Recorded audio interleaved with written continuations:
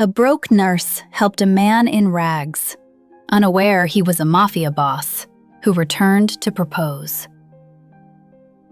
I remember the exact moment my life split in two. Not when the debt collectors started calling. Not when my mother's oncologist used the phrase, aggressive spread. Not even when my landlord's lawyer slid an eviction notice under my door at 6 a.m, the ink still damp like a fresh insult. It was the rain. The night of the 14th of November, when the sky over Brooklyn opened up and decided to wash everything away. The grime, the guilt, the last shred of my foolish belief that good people are protected from terrible things. I was cutting through the alley behind St. Mary's at 2:17 in the morning, my scrubs soaked to the skin, my umbrella dead in a trash can 3 blocks back. My shift had run 4 hours over because we lost 2 nurses to a flu, and someone had to stay. Someone always had to stay. That someone was always me. I wasn't afraid of that alley. I'd walked it 1,000 times. It smelled like old grease and exhaust, and the cheap jasmine candle someone burned in the break room to cover the scent of antiseptic.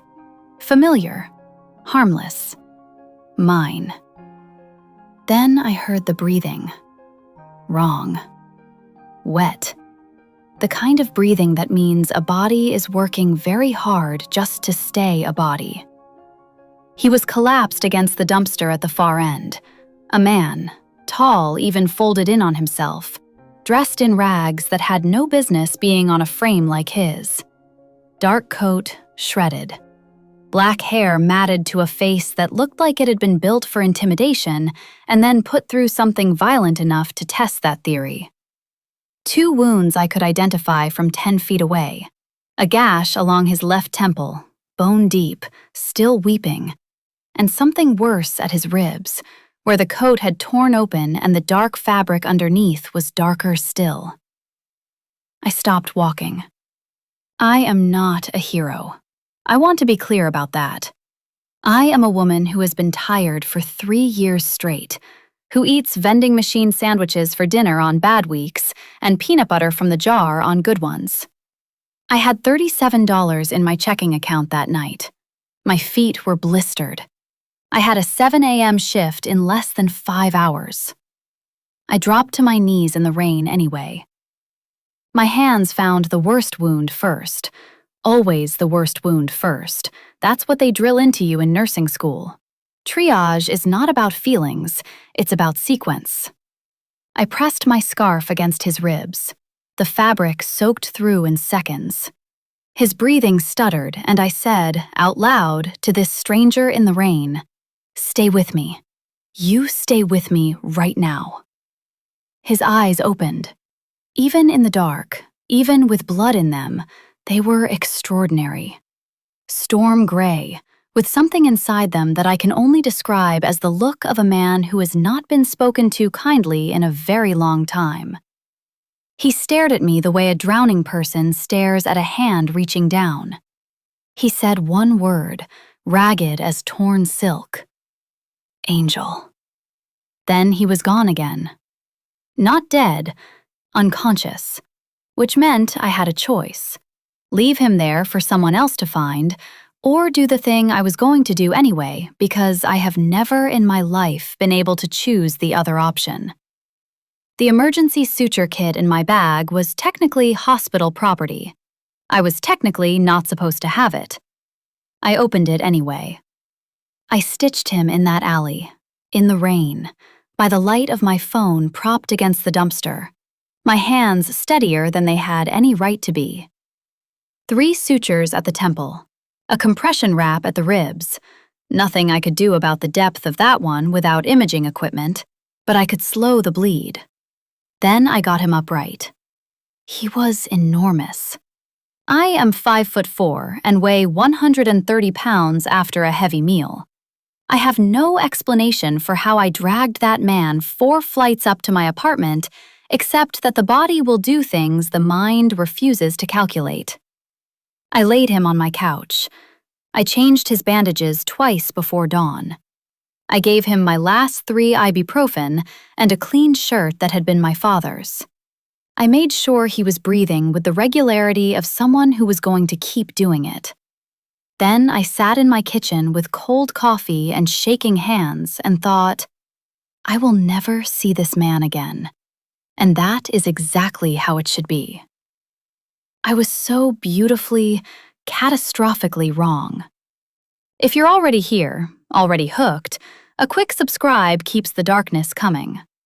This story is just beginning, and I promise you, nothing is what it looks like. He was gone when I woke. 2 hours of unconsciousness masquerading as sleep, and when I stumbled to my couch at first light, there was nothing but a depression in the cushion and a blood stain the shape of a question mark I couldn't answer.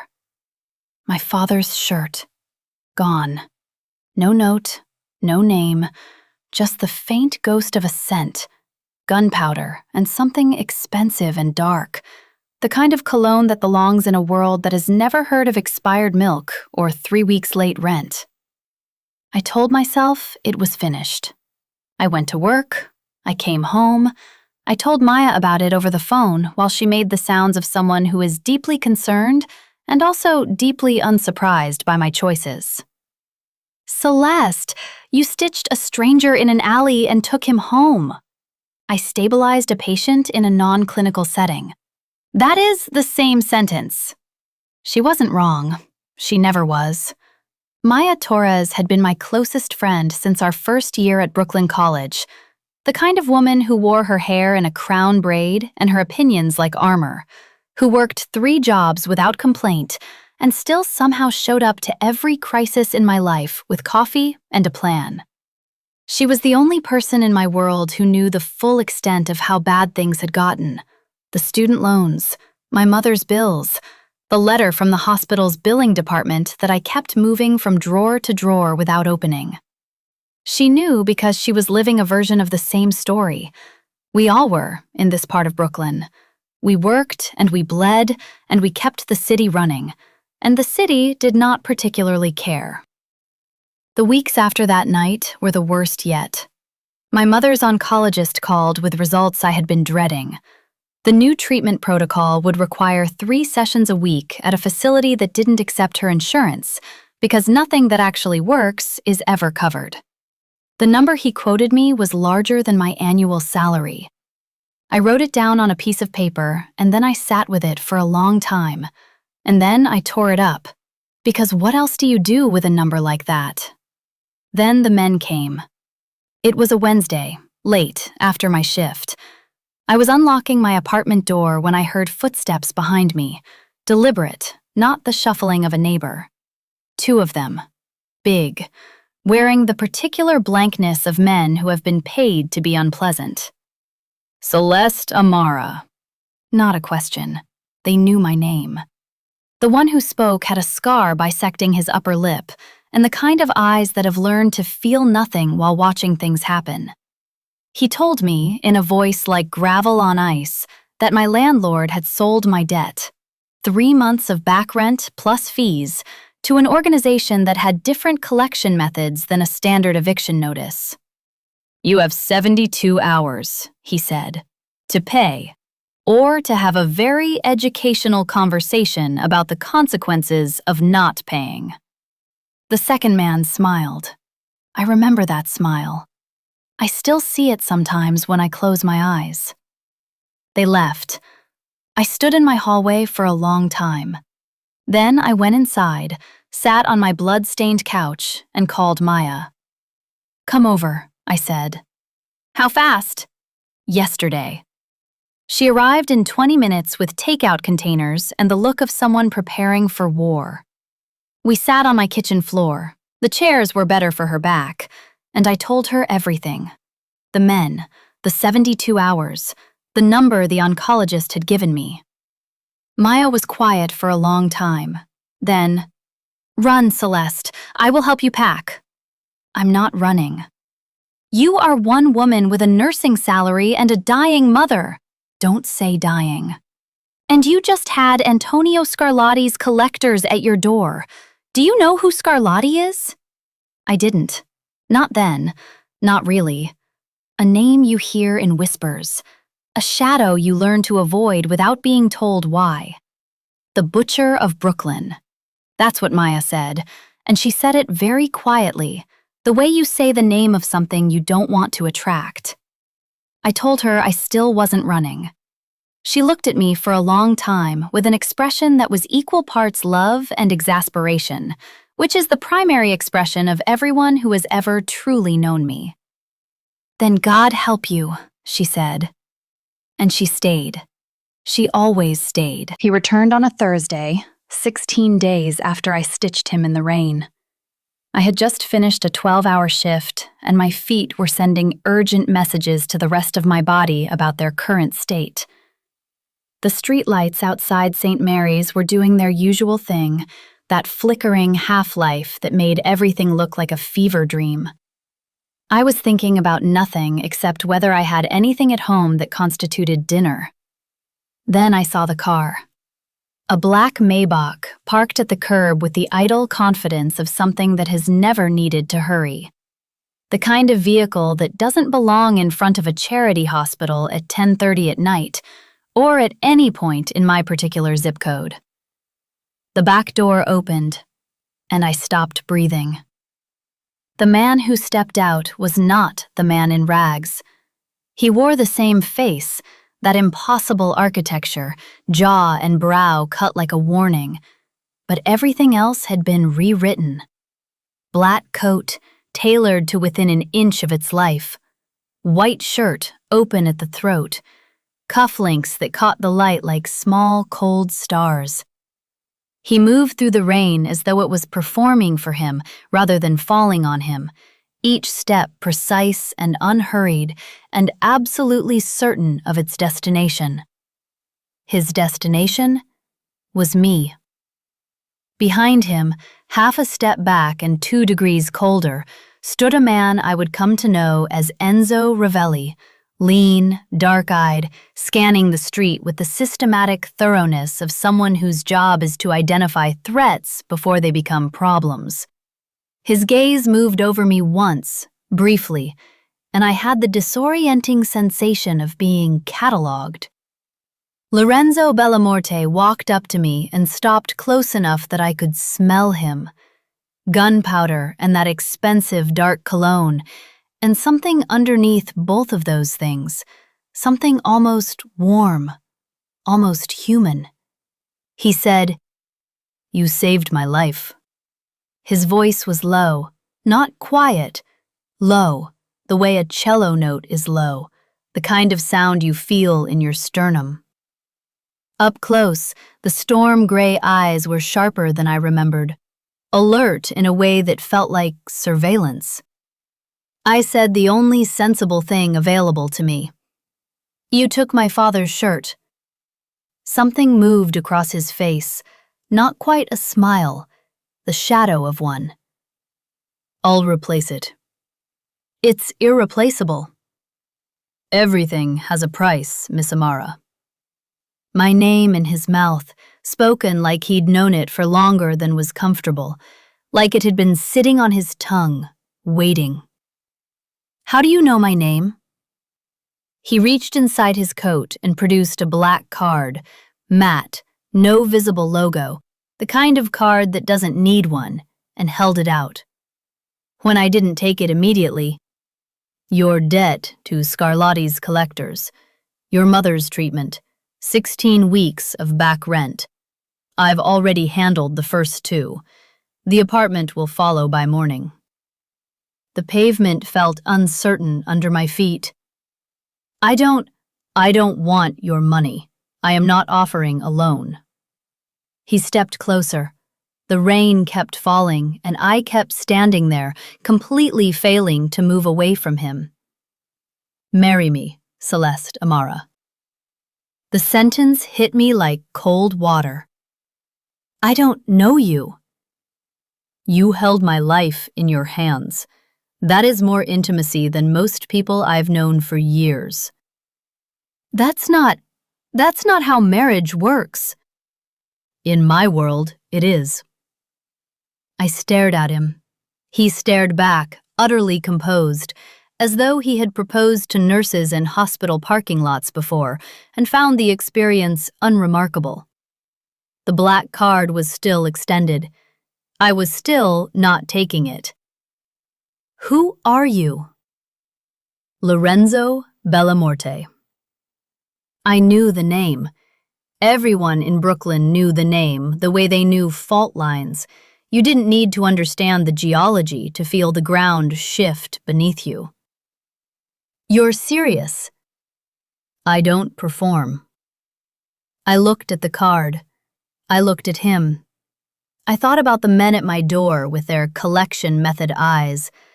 I thought about my mother and the number the oncologist had written. I thought about the way this man had looked at me in the alley, fever bright and gone, and said "angel" like it meant something. I didn't take the card. "I need to think." "Of course."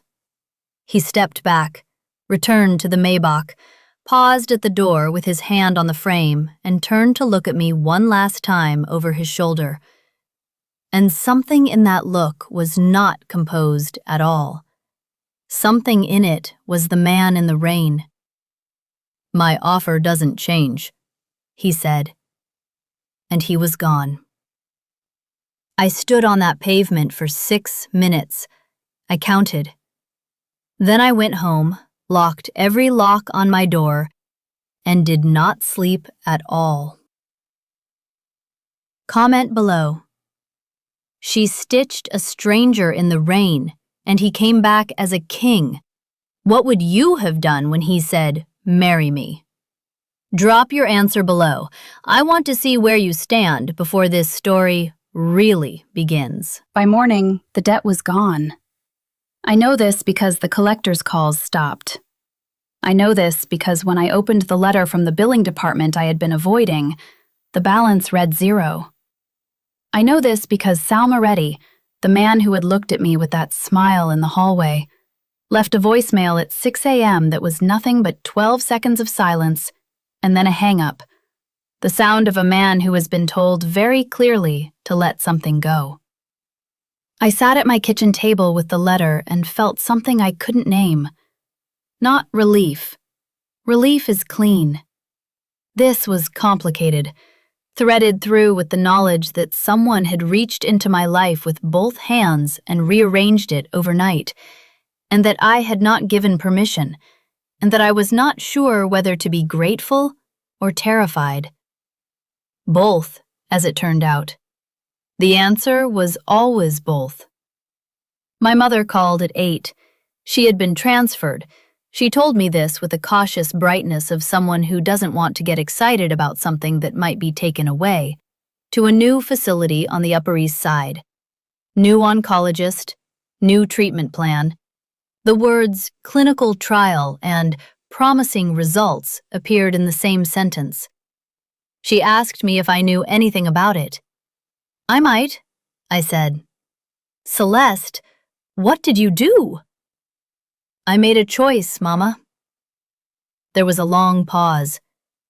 My mother has the particular silence of a woman who has survived difficult men, my father included, and knows the sound of a daughter walking into something large. "Is he a good man?" I looked at the 0 balance letter, at the ceiling, at the blood stain on my couch that I still hadn't managed to remove. "I don't know yet," I told her, which was honest, which was the best I could do. Enzo Ravelli arrived at noon. Not Lorenzo, just Enzo, slight, watchful, in a dark suit that somehow made him look both bureaucratic and dangerous.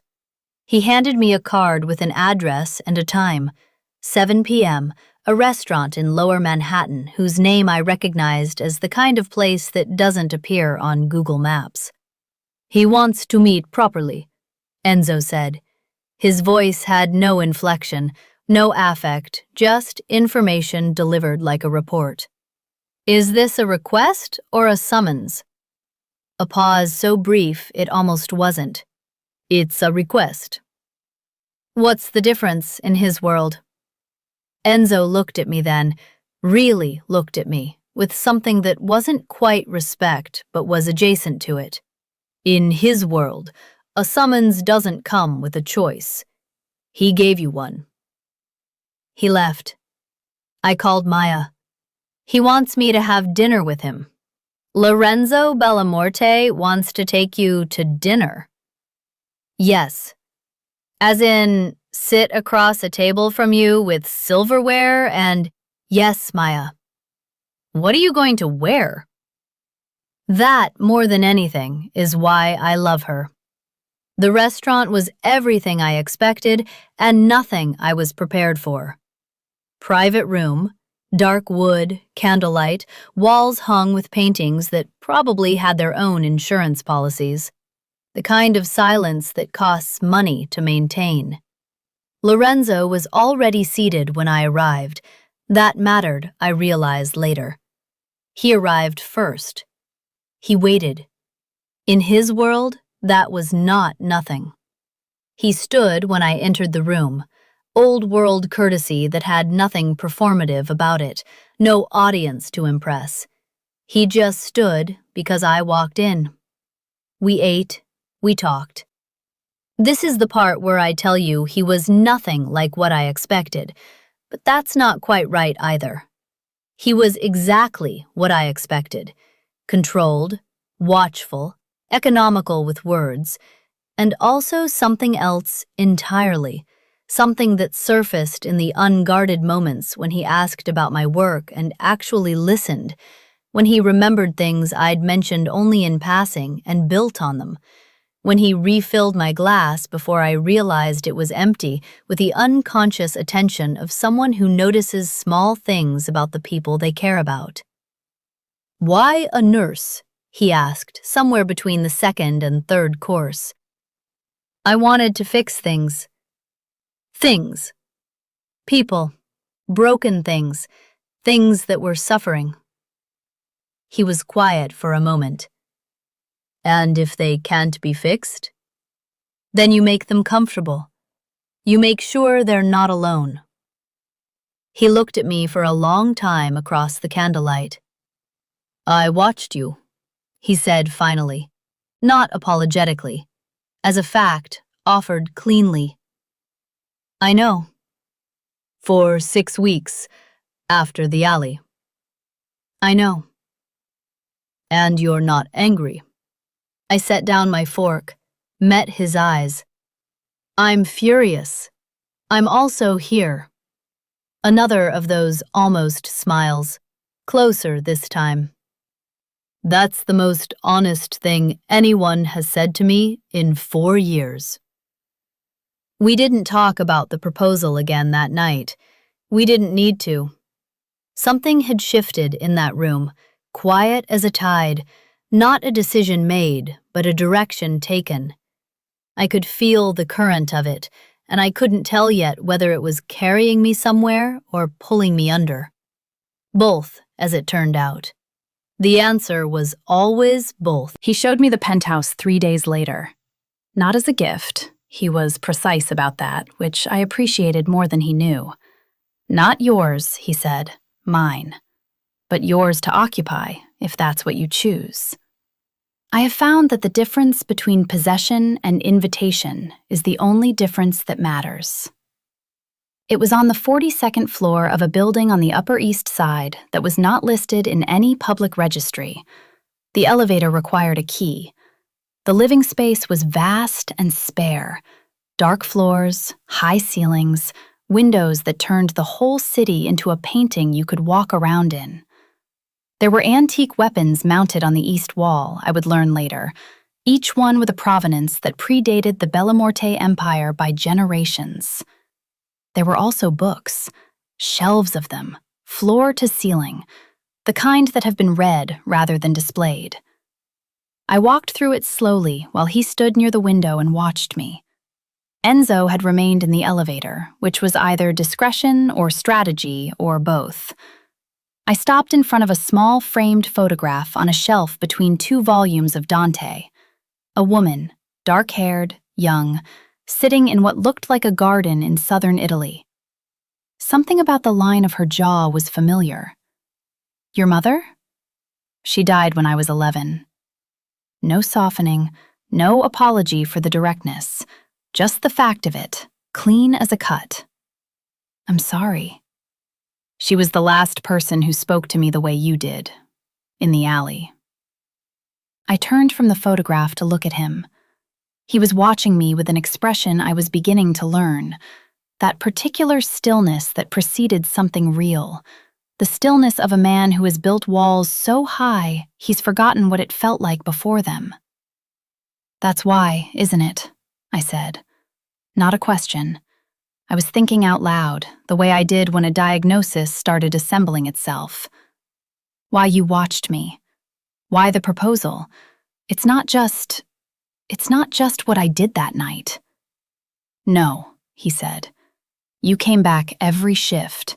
You sat with the ones who had no one. You talked to the old man in bed 4 who hadn't had a visitor in weeks. You cried in the parking lot after you lost the child in the 3rd bay, and then you went back inside and did it again the next day. I had no answer for that. I hadn't known I was being watched so closely. The intimacy of it should have unsettled me more than it did. That's my job, Lorenzo. No, that's you.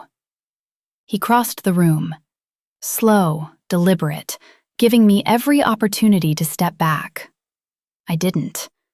He was close enough that I could see the faint mark at his temple, almost healed, the suture line precise, my work, and the way his breathing had changed, just fractionally, in a way that matched the change in mine. You should know, he said, voice lower now, the cello note with something new underneath it, that if you say yes, there is no clean version of what follows. My world is not clean. My enemies are not theoretical. The things I do to protect what is mine would make you revise your opinion of me. And if I say no? You walk out of here. Your mother's treatment continues regardless. Your debt stays cleared. I made those decisions for myself, not as leverage. I studied him. I had a clinical mind. It was what made me a good nurse. The ability to look at a situation and separate what was real from what was presented. What was real? This man had the capacity for extraordinary violence. What was also real? He was standing in front of me telling me I could leave, and every line of his body was showing me how much he did not want me to. I lifted my hand and touched the suture mark at his temple.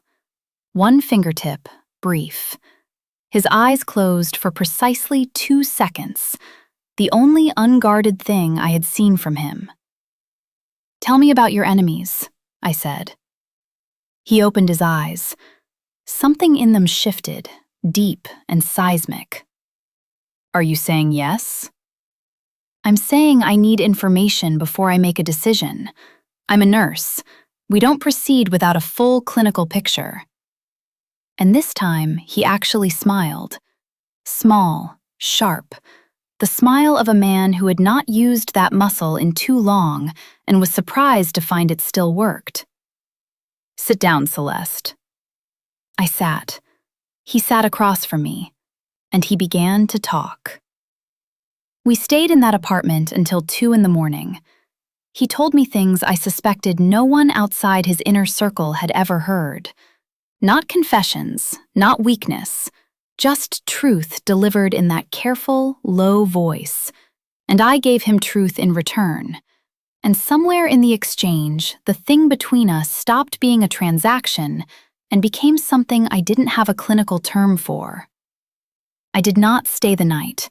I wanted to make that clear, to him, to myself. I went home to my blood-stained couch, and I lay awake until dawn, and I thought about the look on his face when I touched the scar. 2 seconds of vulnerability on a face built to show none. That was what undid me. Not the penthouse, not the cufflinks, not the way the whole city looked like a kingdom from his window. 2 seconds. I said yes 4 days later. Not in the penthouse, not in a restaurant, not anywhere designed to be romantic. I said it in the hospital parking lot at the end of my shift, over the phone, because I had made my decision at 3 a.m. in my apartment, and I was not in the habit of sitting on decisions once they were made. He was quiet for a moment. Then, "All right. That's it? All right? What did you expect?" "I don't know. Something more. I'll be there in 20 minutes. He was there in 18. What followed was 12 days of a parallel existence, my days in the hospital, my nights in a world I was being slowly inducted into. Lorenzo was a careful teacher. He never pushed, never overwhelmed. He showed me things at the pace I could absorb them, the scope of the Bellamorte holdings, legal and otherwise, the architecture of the alliances that kept the peace in New York, the names and faces of the people I needed to know and the ones I needed to avoid. He showed me Antonio Scarlatti's file. I sat at the long table in Lorenzo's study and read it the way I read a chart, systematically, without flinching. Scarlatti was 61, second-generation Sicilian-American, controlled the eastern waterfront and 3 processing operations that laundered money through a chain of dry cleaners and a surprisingly successful chain of Italian restaurants. He had ordered 14 confirmed kills in the last decade. He had survived 2 attempts on his own life by acting on information provided by someone inside the Bellamorte family. I looked up from the file. "You have a leak." "Had," Lorenzo said. He was leaning in the doorway with his arms crossed, watching me read. I'd been aware of that watching. It never felt predatory. It felt like the way you watch something you're afraid might disappear. Past tense. The man who sold my location the night you found me is no longer a concern. I decided not to ask what that meant. I was learning where the lines were. What I did ask, "The night I found you, you were dressed in rags, alone, no protection. Why?" He was quiet for a moment, with the quality of stillness I now recognized as something being weighed. Scarlatti had moved against 3 of my men that week. The ambush was at a meeting I was supposed to have bodyguards at. I sent them away beforehand because I had information there was a second ambush point. I was trying to identify the root leak. I used the rags as cover to move through Scarlatti's territory. "You were bait." I was investigative. "You were bait and you nearly died." A beat. Then, with something I can only describe as reluctant candor. "Yes." "That's reckless." "It worked." "You were unconscious in an alley at 2 in the morning." "And you found me." The way he said it, as though that had been the intended outcome all along, as though the universe had managed, despite everything, to put exactly the right person in exactly the right alley at exactly the right moment. I looked back at Scarlatti's file. "He's going to come for you again. He's been trying for 11 years. He's going to come for me now, as leverage." Lorenzo's expression didn't change, but something behind it did. Something went very still in the particular way of a predator identifying a threat. "No one will touch you." That's not a promise you can keep absolutely. "Watch me." I pushed back from the table and stood. I don't want to be protected. I want to be prepared. Those aren't the same thing. In my world, they are. I've never had anyone to protect me. I've always had to know what I was walking into. He uncrossed his arms, stepped away from the doorway. "What are you asking for?" "Teach me. Not just the names and the alliances. Teach me how your world actually works." He studied me for a long moment. "You understand that once you know certain things, I can't unknow them. Yes, I've thought about that." He reached out and tucked a strand of hair behind my ear, the first time he had touched me so casually, with such quiet ownership, and looked at me with something that was equal parts calculation and something much older and much softer. "My mother," he said, "would have liked you." I said nothing. There was nothing to say. He went to the wall safe and began to show me things that weren't in any file. She asked him to teach her, not protect her. Would you have made the same choice? Or walked away while you still could? Tell me below. The call came on a Tuesday. I was at the penthouse. We had settled into a rhythm that I refused to examine too closely, because examination would require naming things I wasn't ready to name. My phone rang at 11:47 p.m., and the number on the screen was Maya's. But the voice on the line was not Maya's. Male. Unhurried. The vocal equivalent of a man who knows the outcome of a conversation before it starts. "Miss Amara, your friend is resting comfortably. She'll continue to do so, provided you follow a few simple instructions." The room went very quiet. My own heartbeat was extremely loud. "If you hurt her, no threats. You're a nurse, not a soldier. Be smart. Tell Lorenzo Bellamorte to meet me at the Canarsie warehouse at midnight tomorrow. Alone. And you come with him." The line went dead. I turned. Lorenzo was in the doorway of the study, already reading my face. Who? Not a question. He knew. Scarlatti.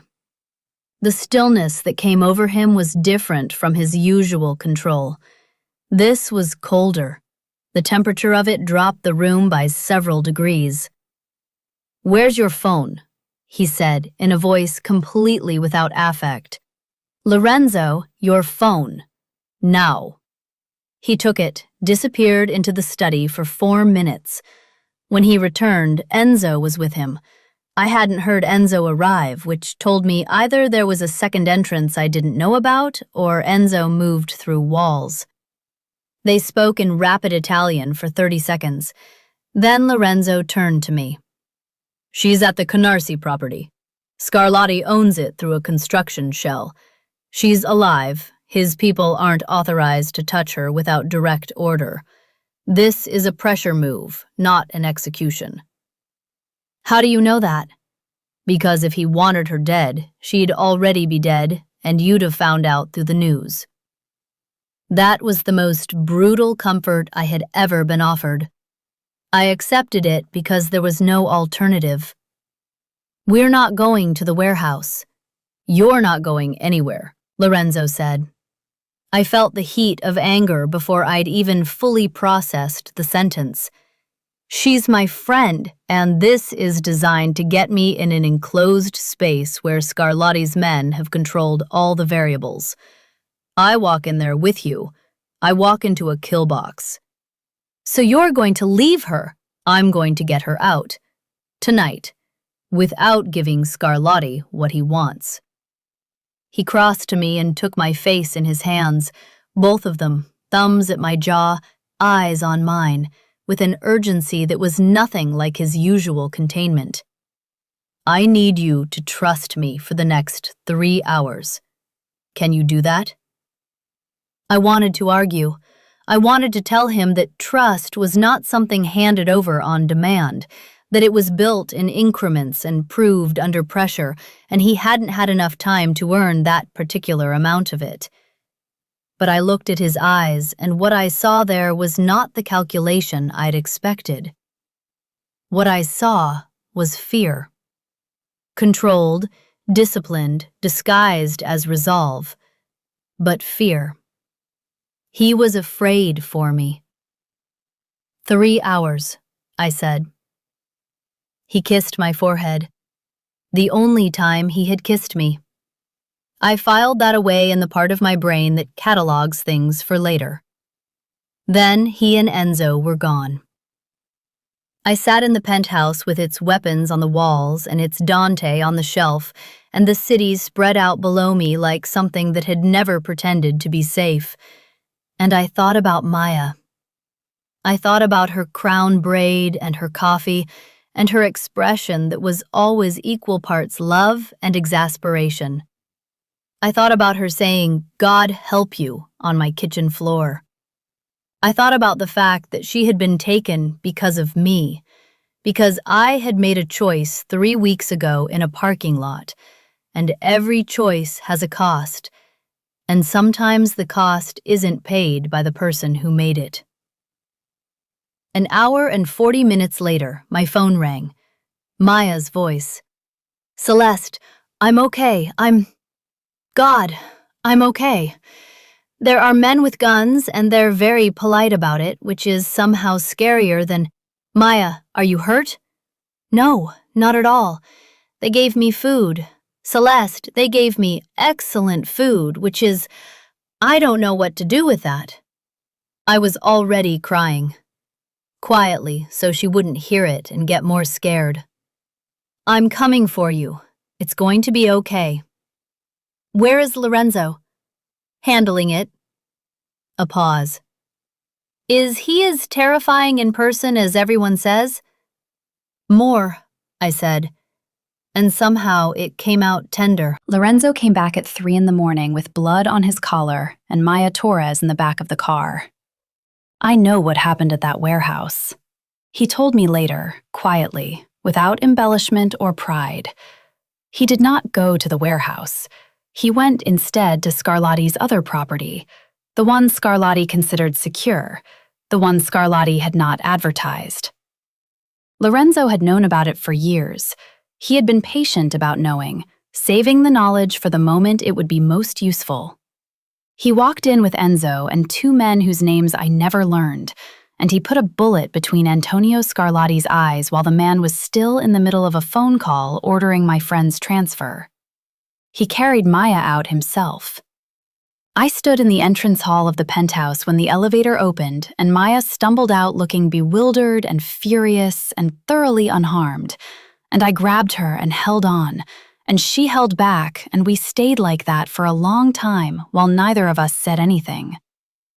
When I finally looked up, Lorenzo was standing at the elevator, giving us room, watching with the expression of a man who has just done something irreversible and is in the process of deciding whether he regrets it. He didn't look like he regretted it. Maya looked at him over my shoulder. She had the particular evaluating stare of a woman who had survived difficult circumstances and emerged with heightened pattern recognition. "Thank you," she said. "She would have done the same for me." "She literally has done the same for you. That's your whole thing." Something shifted in his face, that shadow of a smile again, warmer than I'd seen it. "Yes, it is." Maya stayed the night in one of the spare rooms. Lorenzo and I sat in the kitchen, that enormous, barely used kitchen, and he told me about Scarlatti in the flat, careful way he delivered information, and I sat across from him and listened and did not look away from any of it. When he was finished, I said, "How do you live with it?" "With what?" "The accounting, the things you've done and the things you'll do." He was quiet for a long moment. The city glittered below us, indifferent. "The same way you do," he said finally. You've watched people die, people you fought for, people you sat with through the night, and you get up the next morning and go back. You don't pretend the losses didn't happen. You carry them and you continue. That's the accounting. I looked at him. That's different. Is it? You told me once that you make sure the dying aren't alone. I've spent 20 years making sure the people I'm responsible for don't end up alone in an alley. He paused. The way I was. There it was, the thing underneath everything. The boy who had lost his mother at 11 and inherited a kingdom of blood and learned to wall himself inside it so completely that he'd forgotten what warmth felt like until a woman in rain-soaked scrubs pressed her scarf against his ribs and told him to stay. I got up. I walked around the table. I sat down next to him instead of across from him, close enough that our shoulders touched, And I said nothing because there was nothing to say that the proximity wasn't already saying. He turned his head and looked at me. "The ring," he said, like the word was pulled out of him. "The one you showed me in the background story, in the velvet box. The one I haven't actually given you yet. Where is it?" He reached into his coat pocket. He did it slowly, watching my face, giving me room to stop him or step back or change the entire direction of everything. I didn't. The box was black velvet, exactly as I'd imagined it. The ring inside was not what I'd imagined. I'd expected something large, something meant to announce itself. What it was intricate. Dark gold set with a stone so dark red it was almost black, surrounded by tiny diamonds like stars around something burning. Old. Not old in the way antiques are old, but old in the way of something that has waited. "It was my mother's," he said. I looked at the ring and at him and at the ring again. "Lorenzo, you don't have to. Put it on." He did. His hands were steady. I noticed, because I was watching for it, the single tremor in his left index finger as the ring slid home. One tremor, like the night in the alley when I'd told him to stay. I covered his hand with both of mine. The kiss that came was not what it had been in the background of this story. Not the possession and the teeth and the years of pent-up hunger. That version was still true, but this was first. This was quiet and deliberate and tasted like two people who had been through something difficult together and come out the other side still choosing each other. It lasted a long time. At some point, Maya walked in looking for water, took one look at us, said, "Absolutely not in the kitchen," in a tone of profound offense, and retreated, which broke the moment in exactly the right way. We were both laughing when we came apart. Real laughter, unguarded, surprised. It was the most dangerous sound I had ever heard him make. The war Scarlatti had been waging didn't end with Scarlatti. It never does. I understood that going in. The man was the symptom.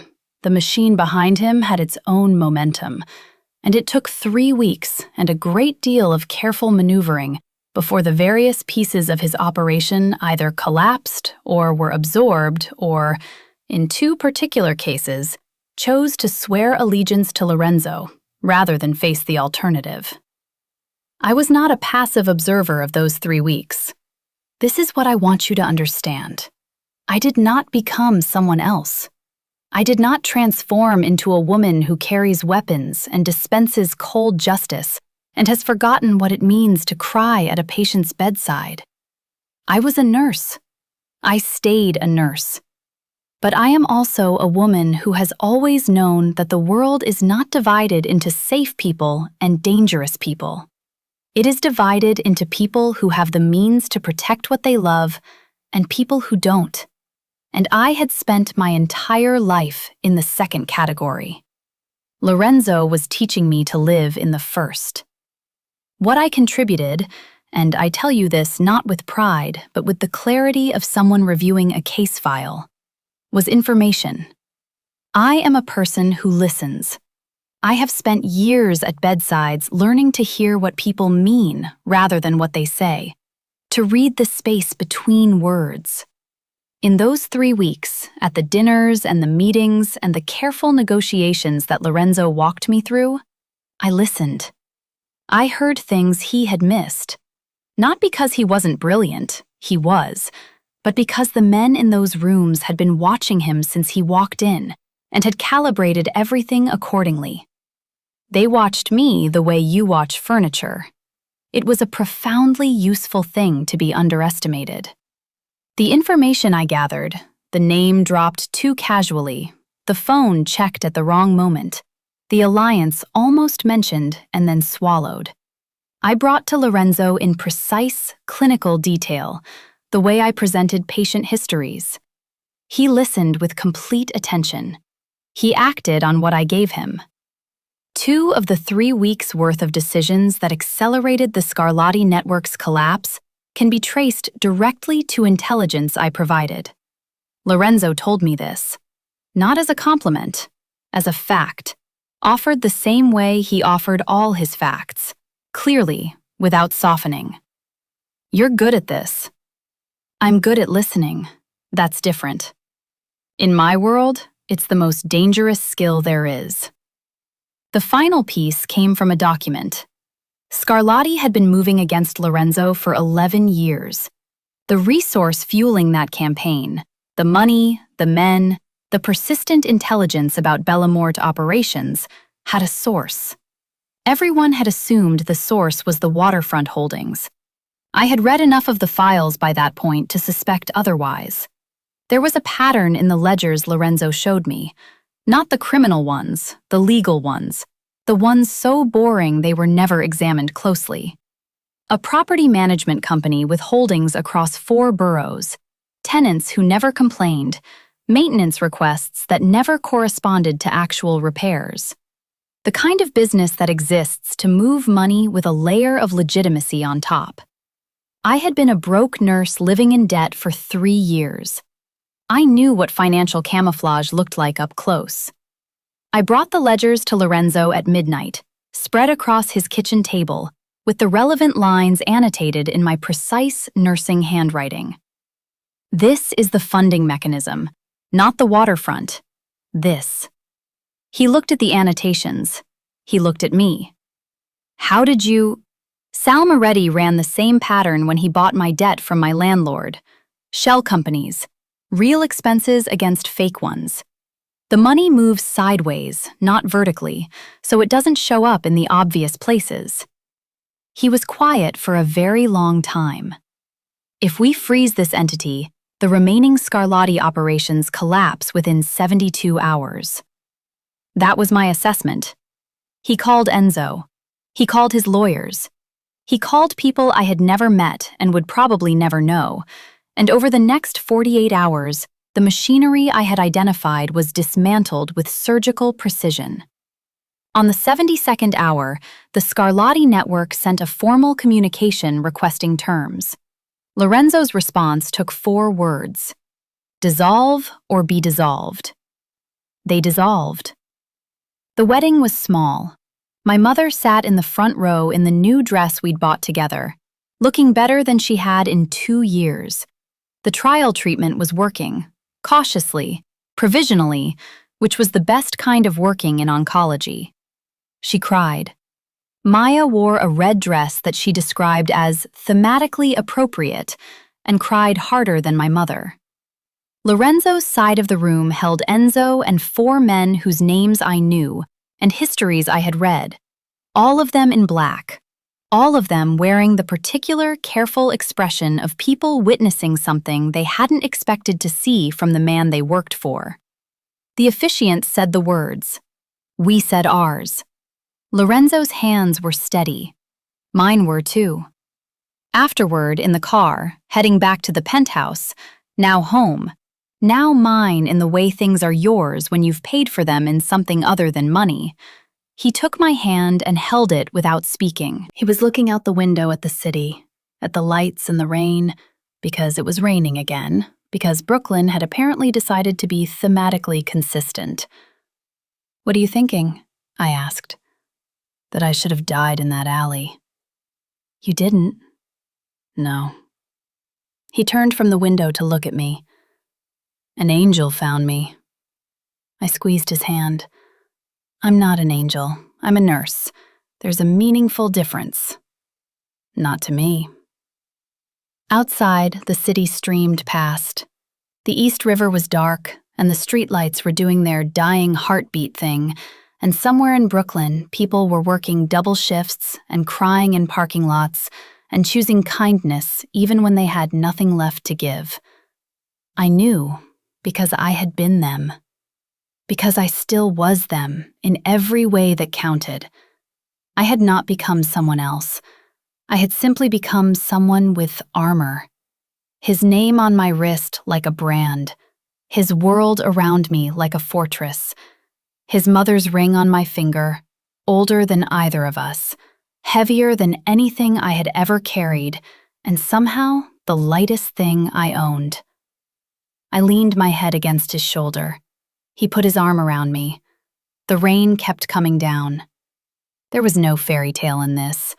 No version where the blood washed clean, or the danger dissolved, or the weapons came down from the walls and became something decorative. His world was his world. I had walked in with open eyes, and I was staying with open eyes. And every day I would make that choice again. Some debts, I had once told myself, can only be paid in blood. I knew better now.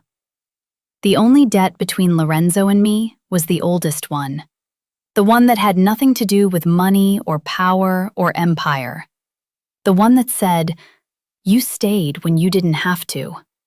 You chose when choosing cost you." I paid it every morning when I got up and went to work, came home to him, and chose it all over again. He paid it every time he let me see the tremor in his left hand. Every time he said, "My mother would have liked you." Every time he looked at me across a room full of dangerous people with the eyes of a man who cannot believe his luck. Outside, Brooklyn bled its usual gorgeous red. Inside, I was warm. That was enough. That was everything. We were done before we started, and we were just beginning. And that is the only kind of love story that has ever been worth telling. And that is where we leave them. Lorenzo Bellamorte, Don of the Bellamorte family, the man whose name made rivals cross themselves, asleep with his arm around a woman who once stitched him together in the rain with borrowed supplies and trembling hands, and a voice that never wavered. Celeste Amara, broke nurse, steady hands, the one woman in a rotten city who still believed in kindness, wearing a ring older than the empire it now represented, and going back to work on Monday. Because that is the thing about women like Celeste. They don't stop being who they are.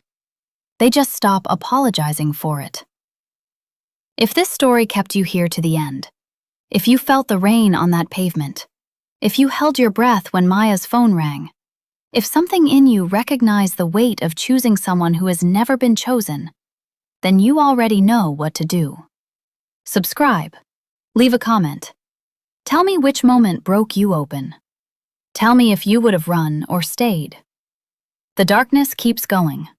New stories, new worlds, new kings who fall for the women who dare to look them in the eye. Come back. I'll be here. The rain always is. She found him in rags and left him a king who kneels only for her. Which moment in this story hit you the hardest? Drop it below, and tell me if you've ever chosen someone the whole world said was wrong for you.